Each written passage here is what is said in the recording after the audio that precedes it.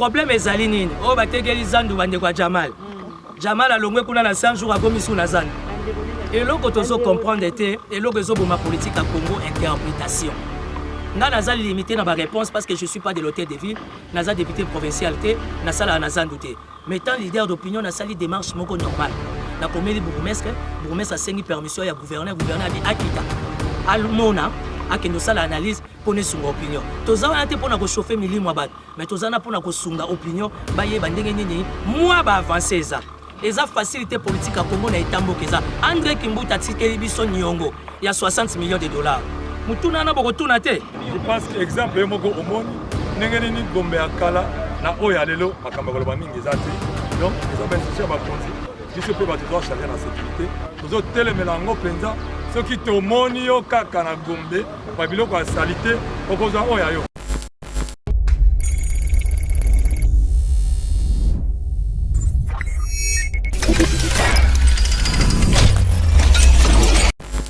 avec les autorités habilitées, on est accompagné avec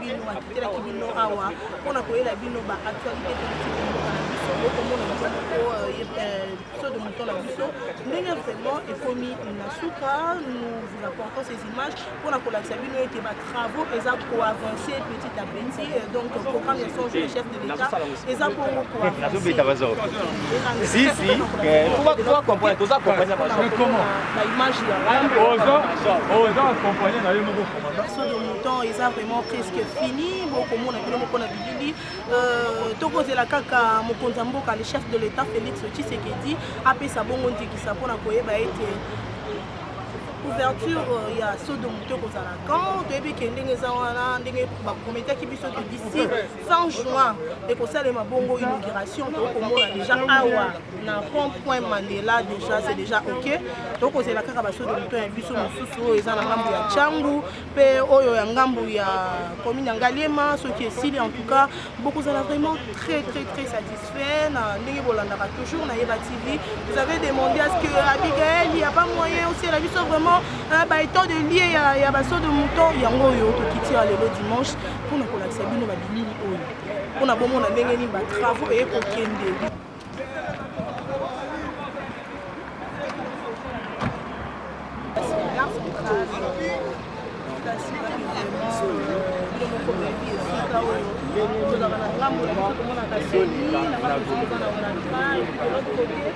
eza bongo nzela oyo ememaka biso na kati ya beach mpona kokatisa mboka na biso oyo na ngambo badefense ya Brazzaville ndenge kaka tokontinue na kati ya reportage na biso tolobaki lelo tosala bino reportage ya kolongo makambo matali Gombe ndenge Gombe ekozala avancement ya batravo propriété okomona na Gombe tokolinga ezala kaka te mpona confinement mais econtinue ti ekende koba même si soki lelo badifine Gombe econtinue kaka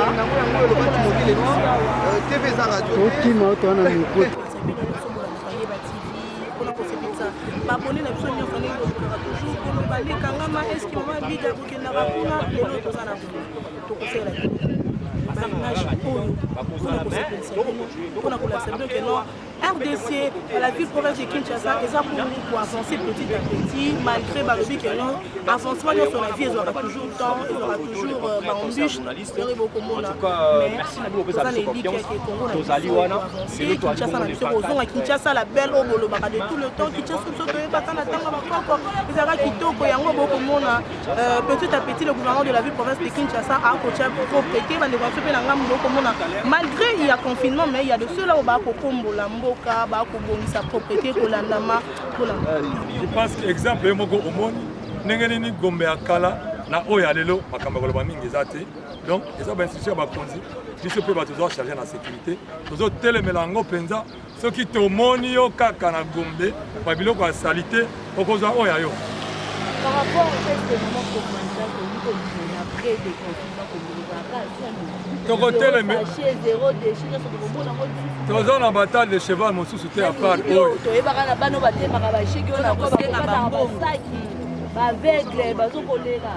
je pense que makambo ya bato bakataka basaki wana eza phénomène ya société tozotelemela yango tozobundisa yango te kokoma te na suka ozomona ke les phénomènes de société sont globaux et totaux tozotelemela ce n'est pas d'un moment tokosilisa yango mais na appui ya bakonzi na appui ya population je pense que phénomène wana tokodémantele yango mpe tokosilisa yango mpo bakonzi nyonso ya mboka baza nsima ke babiloko wana ya bashege ya bakuluna ya bato bakataka bachenete ya bamama bayibaka baplante na bango biso toza nsima babiloko wana tokotelemela yango merci maman. Merci d'abord pour la motuna mais na banze te botamboli na biselongo omoni bisika ebele ndenge bafulu ezalaka ndenge mabele na nzela bosoto ezalaka mingi na kati ya Gombe avant confinement omoni ete na minute oyo nakoki otya motu nyonso a défi otalisanga esika bosoto etikali na Gombe ozango te mais neti tomesana te kokumisa mosala oyo esalemi ya malonga tozela kaka ya mabe po toloba mabe nde bomoni koloba eza te mpe bakokumisa ezali te. Alors na période ya confinement bourgmestre ya Gombe ameki kobunda mingi mpona koaplike vision ya gouverneur ya ville ya Kinshasa oyo etali bopeto yango bomoni lelo Gombe eza kongenga partout esika etikalaki na biso eza place des évoluer oyo tokoti obanda ekokokisa sikoyo presque une semaine.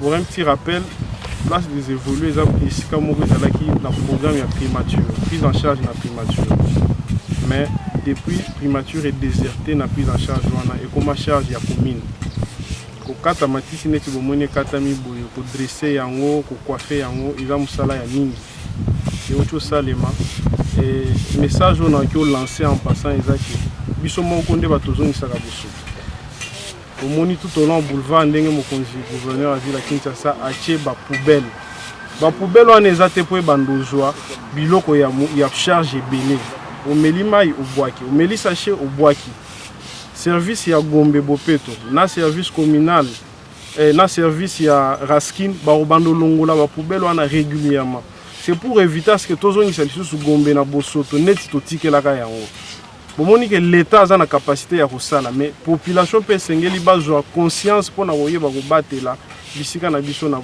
propriété ndenge esengeli. Mais ozali mpe moko azotala coordination ya mambo etali King Bopeto na kati ya commune de la Gombe bamesure nini oyo bozwi par rapport ya opération King Bopeto ntango makambo kozonga normal par rapport à déconfinement soki esili oyo congolais ayeba na kobebisa esi te commune ya Gombe boyebi ete mokonzi gouverneur asi apekisa déjà vente ya basachet. C'est déjà une mesure très importante et capitale. Et puis, Mobeko Elobi Boye, il dit, Moutuna Moutou Esika Salak, Luboso Lopangono, 10 mètres na yo, et zo revenu na charge na yo. Et c'est ngeli o banda ko bate la yango. Tant on tozo zonga boye, tant on va zo déconfiner Gombe. Je pense que Bourgmestre Gombe a une mesure mon côté contraignante.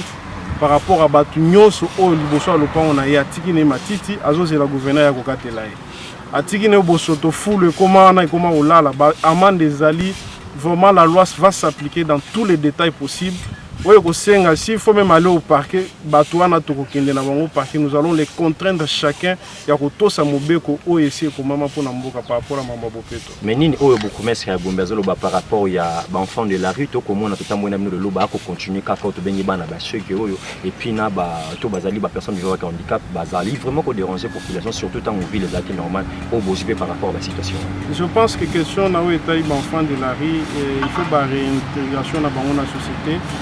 Les problèmes sont renouvelés dans la compétence du gouvernement central. Les mesures ici, Zouama, Bissika, ils ont belé sur le côté non félino, Okuta, et belé Bakimaka, Domoni Bazozonga na balabala. La police est sous un meeting de pas gouverneur. Oyebi, ami Ramon a laissé ce bâché de la boulevard. Bakanga Kabango Bazon, c'est bon, Bissika Sengeli. Et belé Bazalaka déjà Bissika ou Sengeli. Moi, Mukende Babimaka Bazana Kati Yarosala, Bazo comprendre que Sengeli Bakende Bissiko Bazala rééduquer et pour Bazala réintégrer dans la société. On a un problème puisque bisika kovanda bisika bashege baki ovanda ezalaka déjà bano bazangi ba papa bazangi ba mama bisika ovanda ezalaka déjà mais balingi nde kovanda te mwa moko mibale bakimaka nde bazozonga bazwa kozongisa déjà tokobela biso na suka mosala mpe ya malamu esali na Gombe message na okolanse na bayimboka nyonso bakolanda partout mpe na bakongolo bakozonga mpe misala bango awa na komi na Gombe nazosenga ete ndenge moto na moto abatela nzoto na ye ndenge moto na moto akipaka elamba na ye ntango tokozongela moto na moto mpe akite esika ne ya mosala moto na moto atiaka propriété partout esika azali namoni ete botamboli na Kinshasa botamboli na Gombe bomoni différence oyo esalemi eza befort alors befort wana po etikala libele esengeli moto na moto asaproprie programme ya bopeto d'abord esengeli ezala na motu soki bopeto eza na motu te na kosala tokokoka eloko te yango nazosenga elongo na motu moko na moko toyeba kosala oyo esengeli mpo to maintenir komi na Gombe na propriété oyo esengeli. Bonjour Nabino Nyonso, Bana Poto, Bana République démocratique du Congo, partout dans le monde, au nom de la diaspora et tout, Bolanda Rabiso. C'est un dimanche spécial pour Nabiso, ça veut dire que je me suis organisé en tant que leader d'opinion politique, n'a invité Bino Presse. Parce que nous avons un respect, estime, considération à Bino Presse. Nous avons dit que nous avons se retrouvé à Gombe, nous se retrouvé à la gare centrale, comment on appelle, nous se retrouvé à l'avenue du commerce, nous se retrouvé à Katia Zandou, qu'est-ce qu'il y a eu? Ce qu'il y a eu, étant leader d'opinion, le jugement est belé par rapport au fonctionnement et à la politique et au gouverneur Gentini Ngobila. Nous sommes à Kinshasa, Boyebi, nous allons Hollanda, politique à gouverneur Ngobila, nous avons ça la attaque, nous avons attaqué la gestion. Mais moi je suis allé plus loin. Dans le monde que tu as attaqué la gestion. En réalité, qu'est-ce qui se passe, entre autres, sur la question il y a confinement à Gombe et Makambo, il y a comment on appelle réhabilitation à Zando. Yango na komela ki bourgmestre ya Gombe oyo azali kolo mabele oyo autorisé ngai bourgmestre ya Gombe Fabrice Ngoy, félicitations, il a été très flexible na voix na biso ba leader d'opinion et bourgmestre Fabrice Ngoy oyo ya Gombe il ne pouvait pas quoi accorder ngai na ya ko visiter Gombe sans pour autant avoir le feu vert du gouverneur Ngobila. Gloire à Dieu, gouverneur Ngobila za qui flexible a dit bon pourquoi la bombe analyste politique bazolo baloba mingi ya boti courage ya kokoma autorisé ye na bandeko ba journaliste à visiter Gombe, à visiter Zandou et bongo yemoko ko yeba ko sa commentaire. Donc je suis là entièrement à disposition à Bino Presse na mituna borotu nanga to visiter Gombe, to visiter boulevard du 30 juin, to mener opération à Kinbope to ndenge bandi musala nango. Nous espérons que continue tina suka to côté avenue du commerce bien nettoyé, to côté na Zandou awa, to côté Zandou ndenge za ya ko kangama projet za déjà que bazo banda ba travaux nango dans quelques jours awa. Heureusement que côté Zandou to kutani pena administrateur ya Zandou bomoni donc na commandant major Yves Chilobo oyazali major commandant ya Wenze ya nini ya Zandou, mais nous avons été très bien reçus par le commandant ya commune ya Gombe major Roger oya aidé biso to sokola maboko ba mesures barrières to leka et tout donc voilà démarche nasala ki yango yo ngai moko te na Bino Presse to landela to yeba ko analyser enfin qu'opinion ayeba réellement quelle est la vision, quelle est la politique de Gentini Ngobila oyazali gouverneur ya ville à Kinshasa. Motone za sima ya yo siko kotala o inspecter poto yambara yo lobaki nini avis échanger to avis ezo continuer à ndenge ozalaki osali lecture nini sima ya yo ko inspecter lelo Gombe et puis kotala za. Non, lecture nangai c'est sans commentaire, sans flatterie. Na linga ko sala lecture ngai mokote. Na boyi makambo deux poids deux mesures. Na préféré qu'il na sala lecture, il y a confinement ya Gombe, il y a ko visiter Gombe particulièrement na marché central avec vous la presse. Donc le loso botuninga question wana réponse na repé sabino to visiter Gombe na Zando ngai na bino. Bino pe lecture na bino ezanini. Ponga lecture nanga na moni Gombe ndenge eza bien confiné, les mesures à barrière à sécurité ezali. Gombe eza bien entretenu. Zando yango to kutana na administrateur, ba travaux à Zando dans 2-3 jours bazo lancé, ça veut dire que il y a quand même une bonne volonté de la part de la politique et du gouverneur. Je n'ai pas de réponse à cette possibilité, mais moi je pense que la politique à gouverneur Ngobila est claire et permettre que les leaders d'opinion, tout qui sont dans le terrain, tout palper la vraie réalité pour communiquer la bonne information sans émotion, sans état d'âme. matondo mingi na Timothée Lenoir parce que nous moko ezalaki kolobama te wenze ya zando bateki yango parce que bakoloba te ezali na indien moko yende akoluka ko azoka bambongo na kati ya zando yango wana balongoli bato banson awa na zando po te batindika bango libanda et juste après mosolo wana o ekokota et ekoservir nde na indien wana. Est-ce que lisolo yango eza ya solo? Lisolo yango eza je sais pas si je peux dire ya solo. Malheureusement na sala na hôtel de ville te na sala gouvernement provincial te na sala appel na administration à Zandu te pour batumi babosa na ke Zandu ezaka na bureau Zandu eza na AD administrateur directeur ADT azali technique na ADF. Ça veut dire que Zandu eza même na ba comptable ba service d'assiette. Donc Zandu c'est une administration. Je suis un ancien de l'Assemblée provinciale Boyebi. Sentiment na ngai ezali nini c'est que na solo lina bourgmestre Fabrice Ngoy oyo azali ya Gombe bomoni na uti ko solo la na administrateur ya Zandu kombone na Guy Michaud Wanjo. Et pour votre information na solo la ki pe na gouverneur toye tant que bakinois qu'est-ce qui se passe na Zandu. Ce qui m'a motivé ko ya awa eza langage na zwaki. Ça veut dire que batu bateka kana Zandu ba se déranger te. Zandu ezo banda réhabilitation. Nayebi que souci ya bakinois ya ba congolais que tant misala Zandu gesila ba ko privilégier ba sia ba député ba sia ba généraux ba sia ba ministre. Je vous dis que c'est faux. Na sima na bino ti bovandi awa tozana bandeko baza basala kana Zandu. Zandu eza na administration.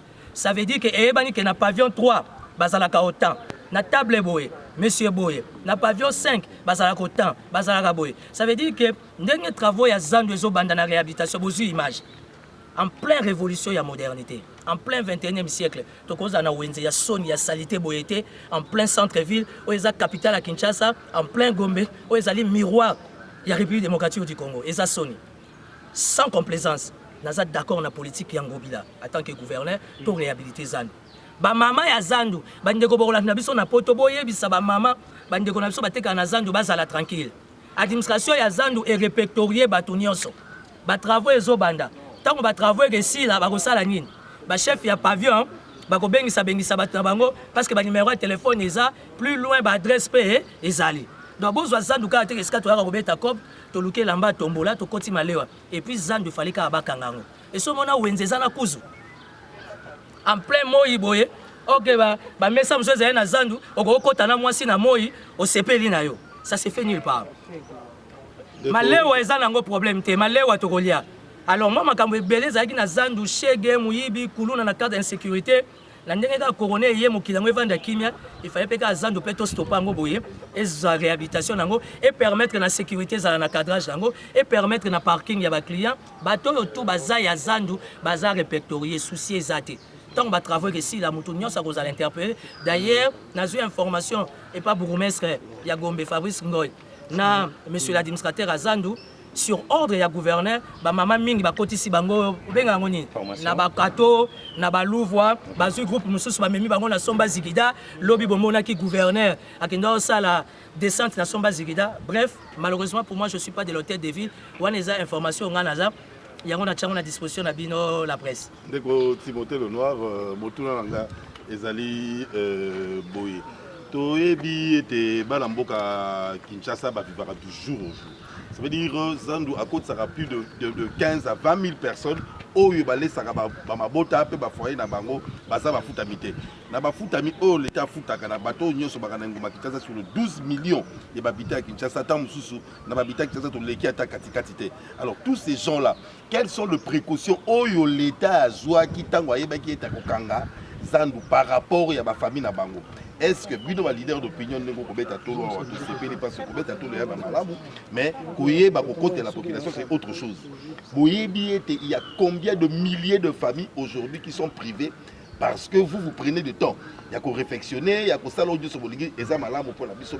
Na ba l'état organisé, on prévoit tout bazora toujours ba précaution.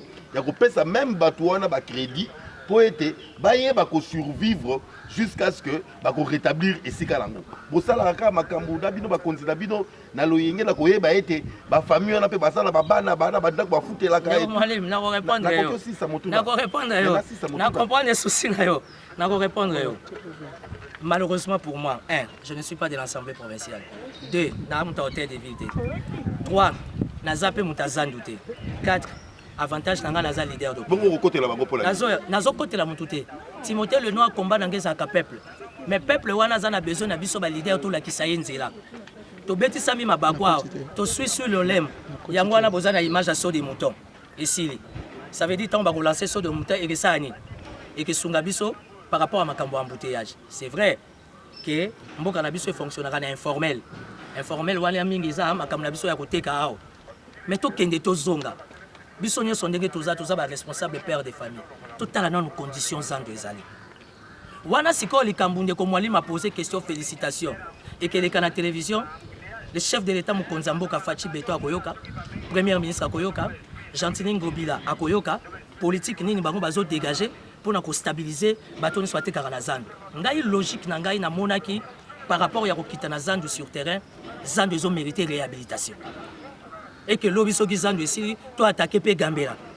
to longwe Gambela pour na nité to koti pe ba wenza selembao ba wenza bumbu lelo soki okokome mamundele étranger nyonso au continuer na marché à liberté fierté zali marché à liberté dans le sens tout est canalisé tout est bien orienté. Or la référence en République démocratique du Congo dans la ville-province de Kinshasa c'est le marché central où ils ont soit 15-20 000 personnes mais dans quel état basi basa ka petit besoin de rien.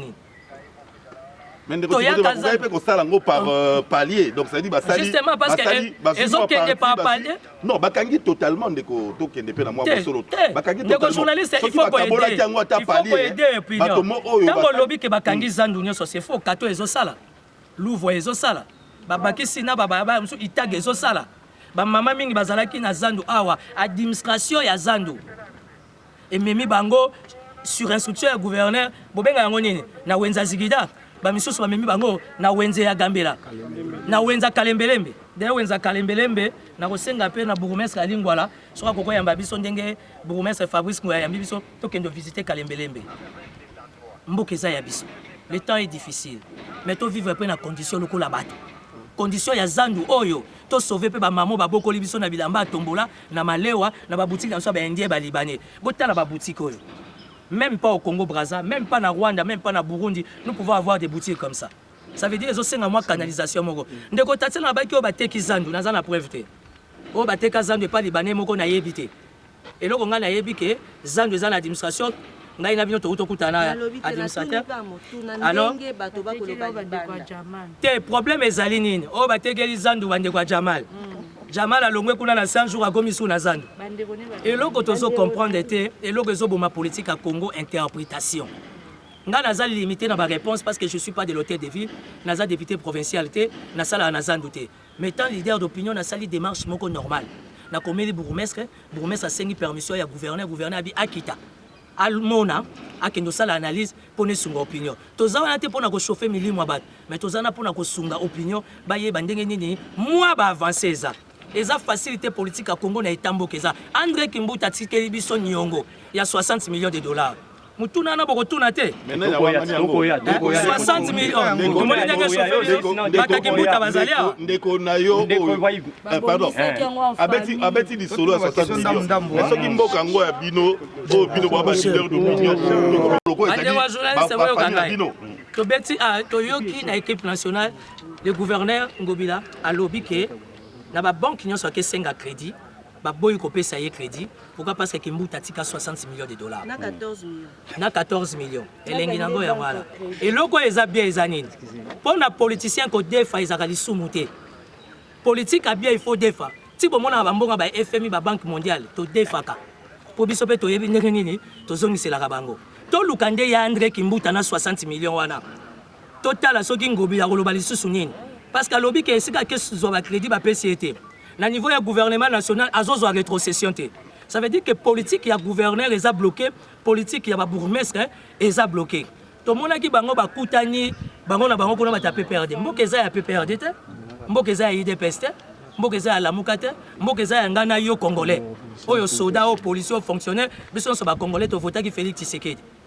To sala nde makelele na TV 4e rue oyo ezobangisa mokili ebengisa André Kimbuta to yeba 60 millions wana eza wapi mais ye mutu na ko defa akoko koma 4e rue te pour la voisin na ye 4e rue akende ko defa ba pimelier akende kasi na 4e rue akende déposer de parce que eloko ya salibiso eza chantage ndeko ngobila sali biso chantage toyebi ete moto to akambaka ngongo azangaka akoki kokende kodefa na banque eza gouverneur ya liboso te akuti nyongo ntango yo okuti nyongo ya moninga sola na na ye tuna ye osalaki na 60 millions nini te okobetela bana kisasa ke badefaki 60 millions so badefa 60 millions po asala misala eke misala esalama ndeko mwalimu question eza claire wana eza na niveau na bango na kati eloko biso opinion toyebi Kinshasa nyongo eza ya 60 millions 4e mairie ya yoka babengisaki mbuta PGR azali de la manière que Aya a expliqué biso 60 millions à defaki ezongi te pona nini.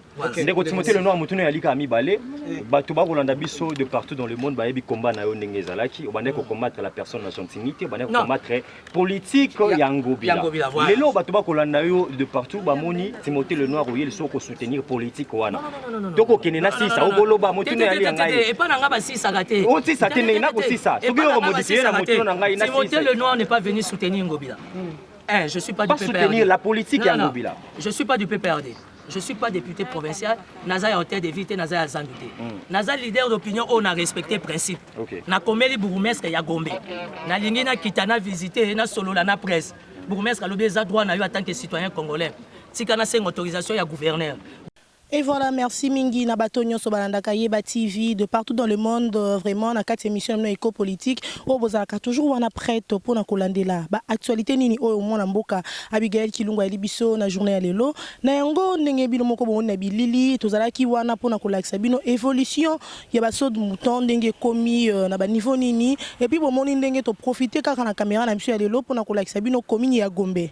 Ndenge vraiment musala ezali ko salima pendant confinement ndenge kimia ezali et puis propriété oyo ezali na kati ya commune ya Gombe to suka ki wana te to komaki ti na grand marché marché central ya Kinshasa na Zando bipa yo puis vraiment bo moni bilili oh vraiment eza ko exiger à ce que mwana mboka administrateur ya Zando ameka vraiment na ko tia bo peto bilo moko bo ko mona salité ezali vraiment partout bien que bande ko namso ba côté kalisusu te mais moi bo soto ezali de part et d'autre en tout cas toza ko exiger kaka na gouverneur de la ville province de Kinshasa Gentini Ngobila ameka na ko tia maboko na ngambo wana pona été propriété et zonga na kati ya marché na biso wana ya mboka na biso. Merci na bato nyonso bayandaka Yeba TV de partout dans le monde. Merci à l'équipe technique Mobimba Yeba TV. Merci à Steve Konde pour la réalisation.